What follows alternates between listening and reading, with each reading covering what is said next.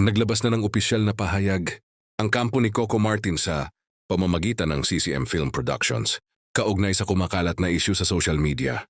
Durifano po may ugnay kang kanyang pangalan sa ilang online gambling platforms na umano'y ginagamit sa promosyon. Sa naturang anunsyo, mariing itinanggi na may kinalaman si Coco Martin sa anumang uri ng sugal o online gambling. Nilinaw ng kanyang kampo na hindi siya kailanman nag-endorso o nag-promote ng ganitong klase ng aktibidad, taliwas sa mga kumakalat na impormasyon online. Siyon pa sa opisyal na pahayag, ang mga social media posts, patalastas, at iba pang materyales na gumagamit ng kanyang pangalan at larawan ay hindi autorisado. Tinawag nila itong mapanlinlang at bahagi ng panloloko na target ang mga netizens.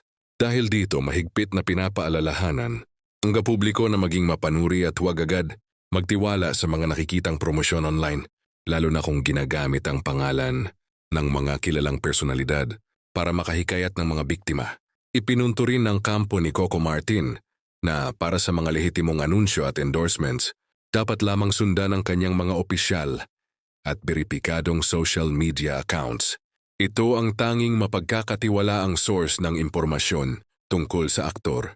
Sa gitna ng lumalalang kaso online, pinapakita ng lapang na ito ang determinasyon ni Coco Martin na protektahan ang kanyang pangalan at ang kanyang mga tagahanga laban sa maling impormasyon at panlilinlang.